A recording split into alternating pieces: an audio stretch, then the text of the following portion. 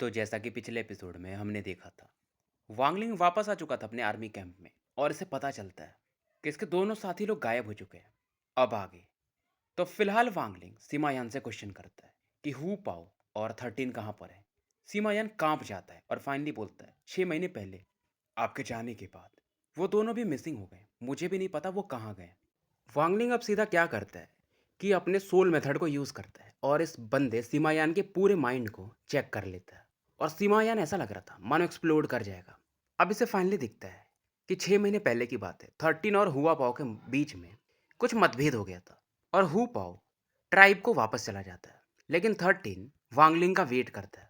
पर हु पाओ भाग भी नहीं पाता है, मतलब वो जा रहा था अपने ट्राइब, पर सीमायान उसे पकड़ लेता है और उसे टॉर्चर करता है और डार्क प्रिजन में फेंक देता है। और 3 महीने के बाद हु पाओ गायब हो गया, मतलब पता भी नहीं चला। सीमायान को भी नहीं पता चला कि हु पाओ गया तो गया कहाँ। और 13 को जब ये पता चला था तो उसने हु पाओ की मदद करने की कोशिश की, पर सीमायान का तो वो मैच था भी नहीं। तो 13 का भी जो भी मेरिडियंस थे, जो भी हड्डियां थी, उससे भी तोड़ दिया इस बंदे सीमायान ने। ये भी उसे ब्लैक प्रिजन में ही फेंकने वाला था, बस चीफ कमांडर ने 13 को लेके चले गए। वांगलिंग 3 बार चिल्लाता है, गुड, गुड, गुड। और अब वांगलिंग गुस्से में स्लॉटर आर्ट को एक्टिवेट कर देता है। सीमायान सिकुड़ना शुरू हो जाता है और पलक झपकते इसकी बॉडी एक्सप्लोड कर जाती है। अब उसके अंदर से जो ग्रे गैस बाहर निकलती है वो वांगलिंग के फोरहेड पर आकर इकट्ठा होने लगती है। और वांगलिंग अब एक लाइफ सील फिर से रिफॉर्म कर चुका था। और जो बंदा 13 को लेकर गया था वो यही बंदा था जो सामने खड़ा था अभी, जिसको वांगलिंग ने एक घुटने पे किया है, यानी कि चीफ कमांडर। और वांगलिंग अब इससे पूछता है 13 कहाँ है। अब बर्लीमैन कहता है, अच्छा तुम उस बंदे के बारे में पूछ रहे हो जिसे सीमायान ने एकदम खत्म कर दिया था। अगर तुम मुझसे पूछ रहे हो तो वो बेकार है। और बताता है कि हमारे डेमन जनरल ने एक आदेश दिया था कि जिनकी स्ट्रांग बॉडीज है उन्हें इकट्ठा करो। और मेरे हिसाब से ये बंदा सही था, यानी ये जो जिसको तुम 13 कह रहे हो। तो मैंने उसे हील कर दिया और डेमन जनरल को गिफ्ट कर दिया।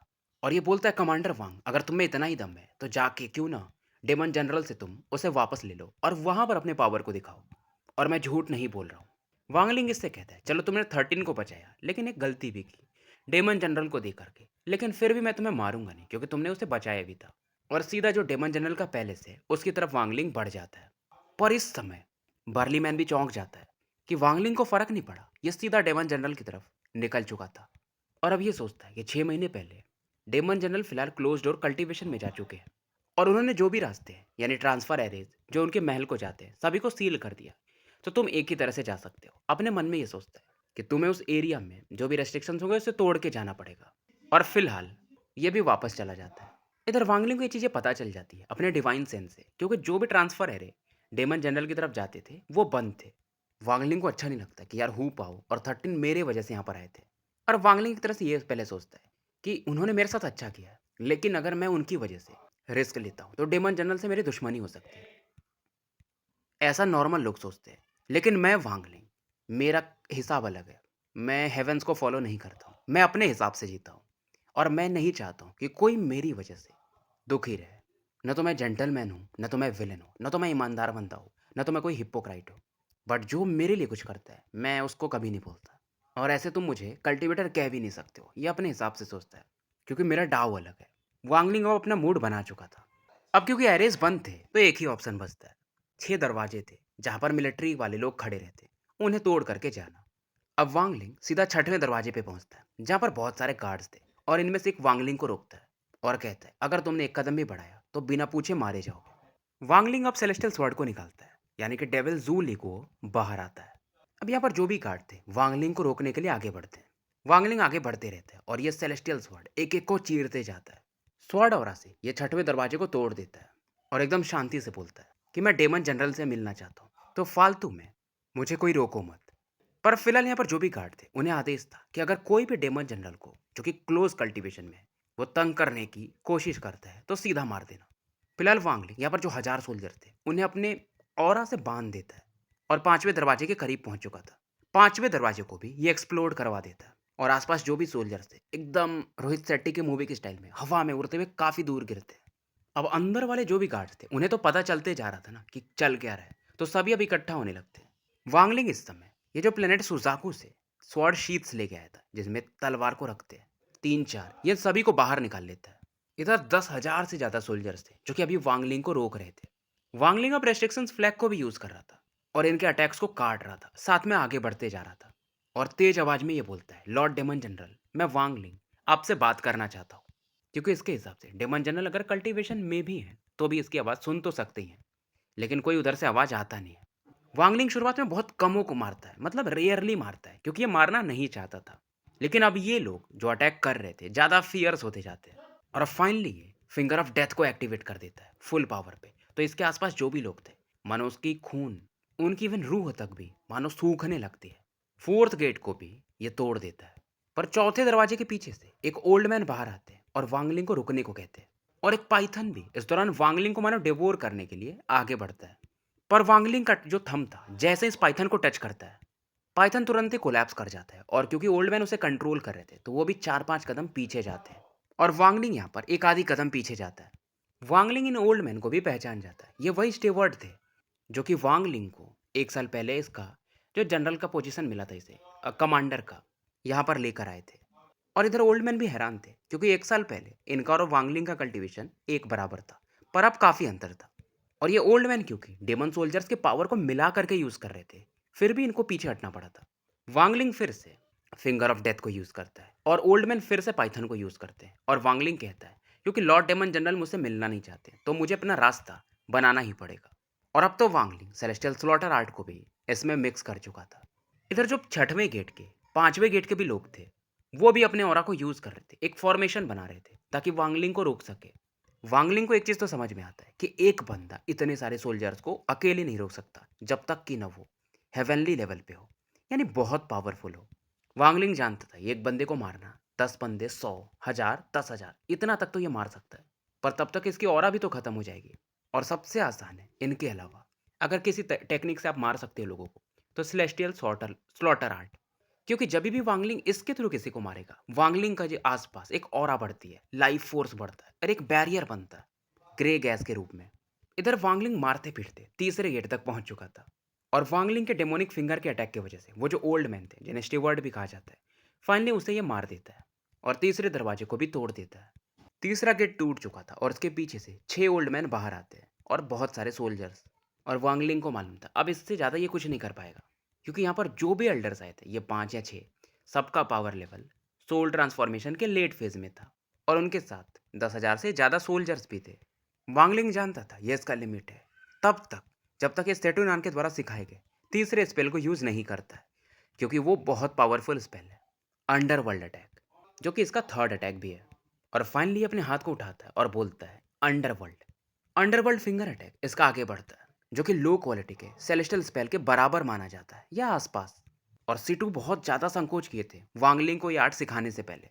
अब जैसे वांगलिंग इस टेक्निक को यूज़ करता है, आसमान एकदम काला पड़ने लगता है, बिजलियां कड़कने लगती है और इस समय आसमान से 2 बड़े से हाथ निकलते हैं, जो कि काफ़ी बड़े थे, पहाड़ों के समान। क्योंकि अंडरवर्ल्ड फिंगर में वांगलिंग का डोमेन पावर भी मिक्स था और वांगलिंग एक अटैक पर नहीं रुकता, ये 2 अंडरवर्ल्ड फिंगर अटैक एक साथ बनाता है। और दूसरा जो अटैक था वो लाइफ और डेथ स्क्रॉल से मिलके बना था। पहला जो अंडरवर्ल्ड फिंगर अटैक था उससे जो यहाँ पर 10,000 से ज़्यादा सोल्जर्स थे ऐसा फील करते हैं कि उनका जो लाइफ फोर्स है वो खत्म होने लगा था। और वांगलिंग इस दौरान इस अंडरवर्ल्ड फिंगर के साथ मानो फ्यूज हो जाता है और साथ में अब ये दूसरे गेट की तरफ अटैक करने के लिए बढ़ने लगता है। इधर वो जो पांचों एल्डर्स थे वो खुद हैरान थे इस अंडरवर्ल्ड फिंगर के पावर को देख करके, पर फिर भी इन्हें वांगलिंग को तो रोकना ही पड़ेगा ना, तो ये अपनी ऑरा को यूज करना शुरू कर देते हैं।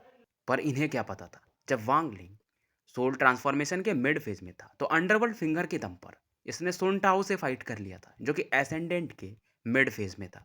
हालांकि वो हार गया था, लेकिन फिर भी उस समय सुन टाओ को भी एक शॉक तो लगा ही था। और अब तो इसका पावर लेवल सोल ट्रांसफॉर्मेशन के लेट फेज में भी पीक पर है। अब एक फिंगर के अटैक के दम पर ये पांचों एल्डर्स खून की उल्टी करने लगते हैं। सेकेंड डोर भी अब वांगलिंग के इस अटैक की वजह से डिस्ट्रॉय हो जाता है और सेकेंड डोर के पीछे बस एक ही बंदा था, कोई सोल्जर्स नहीं थे, बस एक बंदा, दिखने में छोटा, आंखें एकदम बिजली की जैसी। अब वांगलिंग का जो अंडरवर्ल्ड फिंगर अटैक था उस बंदे की तरफ बढ़ता है, पर वो बंदा वो कोई तो टेक्निक यूज करता है लाइटनिंग के समान, और वांगलिंग का अटैक उससे 3 इंच पहले आकर के मानो रुक चुका था। पर इस बंदे को भी अब दोनों अटैक एक दूसरे से टकरा रहे थे, अब पीछे हटना पड़ता है, क्योंकि उसे भी फील होता है कि उसकी बॉडी एक्सप्लोड कर जाएगी। और उस बंदे के भी जो लाइफ फोर्स होते हैं उसे ये अंडरवर्ल्ड फिंगर मानो खींच रहा था। और फाइनली ये बंदा बोलता है, कमांडर वांग, मैं डेमन जनरल के अंडर में नंबर वन चीफ कमांडर हूँ, आप चाहते क्या हो? वांगलिंग सीधा बोलता है, मुझे डेमन जनरल से मिलना है। इधर वो जो ग्रे गैस था, जो 10,000 सोल्जर्स या उससे ज्यादा के पास थे, वांगलिंग के आसपास इकट्ठा होने लगता है। और ये सभी जो ग्रे गैस आ रहे थे बेसिकली लाइव थे, यानी जो लोग मारे गए होंगे। तो अंडरवर्ल्ड फिंगर का भी पावर उसकी वजह से और बढ़ रहा था। और ये बंदा भी पीछे हटने लगता है। इतना पीछे हट जाता है कि जो पहला दरवाजा था वो भी फाइनली एक्सप्लोड कर जाता है। और फिलहाल ये चीफ जनरल जो कि नंबर वन खुद को बता रहा था, ये भी खून की उल्टी करता है। और पहले दरवाजे के पीछे से एक लंबा बंदा बाहर आता है और एक पंच मारता है वांगलिंग के अंडरवर्ल्ड फिंगर की तरफ। वांगलिंग फील करता है उस पंच में एक अलग पावर है, जो कि बेसिकली 10 कोलैप्स फीस्ट इंटेंट था। वांगलिंग इस अटैक को देखता है और इसका भी किलिंग इंटेंट और बढ़ जाता है। और उस बंदे के अटैक की वजह से वांगलिंग को थोड़ा सा इस फोर्स को फील करना पड़ता है, मतलब इसे फील होता है और ये 30 फीट पीछे हट जाता है और फाइनली अपने को रोक पाता है। और अटैक जब टकराता है वांगलिंग के अंडरवर्ल्ड फिंगर से, तो उसका कोलिजन लगभग 5 किलोमीटर में तो गूंजा ही होगा। आसपास की बिल्डिंगें भी गिर जाती हैं। और फाइनली धीरे धीरे जब धूल शांत होता है तो डेमन जनरल को दिखाया जाता है। और वो भी फील करते हैं वांगलिंग के इस पावरफुल स्पेल को, कि क्या ही पावरफुल स्पेल है। और अब ये वांगलिंग को बोलते हैं एक पाम अटैक भेज करके, कि अगर तुम इसे संभाल ले, जो कि मानो 100 वेव डेमन सी के समान था, तब तुम मुझसे बात कर पाओगे। अब इनका जो अटैक था मानो सच में एक समुद्र के समान हो, महासागर के समान हो। नॉर्मली अटैक्स को हम ऐसा देख नहीं सकते, बट इस अटैक का फॉर्म था समुद्र के समान। वो जो 10 कोलैप्स अटैक ये जनरल करते हैं, उससे ये बहुत ज़्यादा पावरफुल था। अब वांगलिंग के दिमाग में एक आइडिया आता है। इसने सुना था प्लेनेट सुजाकू पर कि कोई पावरफुल कल्टीवेटर थे जिन्होंने कोई स्पेल यूज किया था। उन्होंने समुद्र को धुंध में बदल दिया था। उसी की वजह से सी ऑफ डेविल्स बना था। और उस समय तो वांगलिंग कोर फॉर्मेशन लेवल पे था, तो उसे उतना समझ में भी नहीं आता था। पर अब इसे शायद थोड़ा थोड़ा समझ में आता है। इस अटैक की वजह से वांगलिंग लगातार पीछे हट रहा था और इसी दौरान सोच भी रहा था। अब ये जो डेमन का अटैक था, इसके 30 लहरें कह सकते हो, 30 लहरें थी जो कि वांगलिंग की तरफ बढ़ रही थी। वांगलिंग रेस्ट्रिक्शंस बनाता है, पर इसके रेस्ट्रिक्शंस काम नहीं कर रहे थे, एक एक के बाद फूटते जाते हैं। अब ये सोचता है कि जो जिग्जियो का ब्लड जेड है उसे निकालता हूँ। पर तभी से ख्याल आता है कि मैंने वहां पर गोल्डन सिंबल को एब्जॉर्ब किया था सेकंड स्टैचू से, उसे यूज करता हूँ, क्योंकि उसे वांगलिंग थोड़ा बहुत समझ चुका था। पर फिलहाल बोलता है नहीं छोड़ो, ब्लड जेड को इस्तेमाल करता हूँ। और बहुत सारे ब्लड जेड को ये यहाँ पर एक्सप्लोड करवा देता है। इधर ये जो 30 लहरें थी वांगलिंग के करीब पहुंच चुकी थी और इस ब्लड कलर्ड लाइट से टकराने लगती हैं। और वांगलिंग को समय मिल जाता है उस गोल्डन सिंबल को फिर से याद करने का। और मानो वो गोल्डन सिंबल खुद इससे कह रहा हो कि मुझे बाहर आने दे, भाई तू चूतिया है क्या। ये मेरी तरफ से था। और गोल्डन सिंबल की वजह से वांगलिंग अभी सोच भी नहीं पा रहा था। खुद ब खुद गोल्डन सिंबल चमकने लगा था। इसे से लगता है अब कि वो गोल्डन सिंबल अपने आप थोड़ी चमक रहा होगा, कुछ तो कारण होगा। तो ये अपने दिमाग को शांत करता है कि जैसा वो चाहता है गोल्डन सिंबल वैसा करने देता हूँ। अब ये अपने ग्रे गैस से उस गोल्डन सिंबल को बनाने लगता है। और जैसे ही बनाता है इसका दिमाग शांत हो जाता है। अब गोल्डन सिंबल तो ये बना चुका था वो ग्रे गैस से, अब उसे रिलीज करना था। और जैसे ही इस सिंबल को जनरल देखता है उसकी आंखें एकदम चौंधी आ जाती हैं। क्योंकि भाई सिंबल में कोई पावर नहीं था, लेकिन वांगलिंग ऐसे मौके पे यूज कर रहा है तो ये सिंबल नॉर्मल तो नहीं होगा। समय बीत रहा था, वांगलिंग दो क्रिस्टल्स, दो स्ट्रोक बना चुका था उस सिंबल के। डेमन जनरल और सीरियस हो जाते हैं। और डेमन जनरल को फील हो रहा था कि शायद मैं हेवन के पावर को तो नहीं फील कर रहा हूँ। इधर वांगलिंग ने तीसरा स्ट्रोक भी, यानी उसका तीसरा आकृति भी बना चुका था। और वांगलिंग के माइंड में वो जो गोल्डन फोर्स था जो इसने एब्जॉर्ब किया था, वो अपने आप इस सिंबल में जो कि वांगलिंग ने बनाया था उसमें थोड़ा बहुत अपनी ऑरा देने लगता है। डेमन जनरल भी इधर जो इन्होंने 30 लहरें भेजी थी उसे बढ़ा करके 60 कर देते हैं। और वांगलिंग का ये जो सिंबल अटैक था वो उन 30 लहरों से टकराता है और लहरें तुरंत ही खत्म हो जाती है। और बाकी जो 30 लहरें थी उससे फिर ये सिंबल टकराता है और पूरी तरह से उन्हें भी शांत कर देता है। दोनों शांत हो जाते हैं, यानी गोल्डन सिंबल भी अब खत्म हो जाता है। लेकिन खत्म होते होते भी वो जो ग्रे गैस थी उस सिंबल के अंदर, वो काफी तेजी से डेमन जनरल की तरफ बढ़ती है। डेमन जनरल अब यहाँ पर अपने आर्मर को एक्टिवेट करते हैं और अपने आसपास अपने डेमोनिक ऑरा का एक लेयर बना देते हैं। अब वो सिंबल्स यानी जो ग्रे ऑरा थी इनके आर्मर से, इनके ऑरा से टकराती है और धीरे धीरे डिम होने लगती है।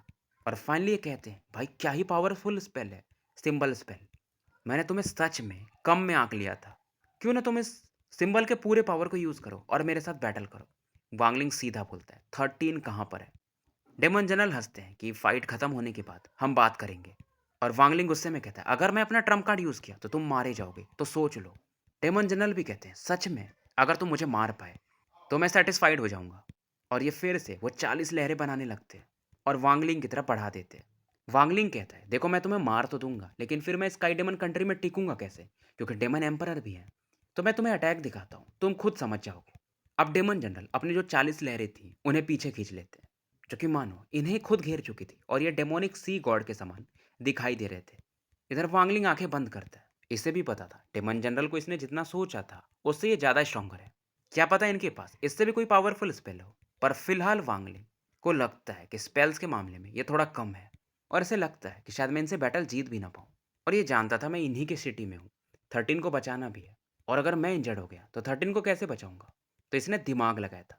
सेलेस्टियल रियल में इसने, अगर आपको याद हो, तो एक बड़ा सा वो पाम अटैक देखा था। इसने बहुत कोशिश किया था पर यह समझ नहीं पाया था। पर एक बार इसने रेड बटरफ्लाई के सामने उसे यूज किया था, बट उसमें पावर नहीं था। फिलहाल वो उस जैंड हैंड को फिर से बनाने की कोशिश करता है, क्योंकि समय बदल चुका था। वांगलिंग का पावर लेवल भी अलग था। वांगलिंग की आंखें खुलती, आंखों में एक अलग चमक थी, और मानो इन आंखों से वांगलिंग पूरी दुनिया को देख सकता था। डेमन जनरल इसके सामने चींटी के समान थे। और जब डेमन जनरल इन आंखों को देखता है तो वो हैरान था कि यार ऐसा पावर, ऐसा तो मैंने एंशियंट डेमन के टेम्पल में बस फील किया था। इवन हमारे डेमन एम्प के पास भी ऐसी पावर नहीं है, और इसकी बॉडी कांप सी जाती है। वांगलिंग इधर अपने दाएं हाथ को नीचे करता है और एक पाम अटैक बनाने लगता है, जिसमें मानो बहुत सारे फोर्सेस इकट्ठा होने लगती हैं, और फाइनली इस पाम अटैक को ये नीचे की तरफ बढ़ा देता है। तो स्टोरी यहीं समाप्त करते हैं और मिलते हैं फिर अगले वीडियो में।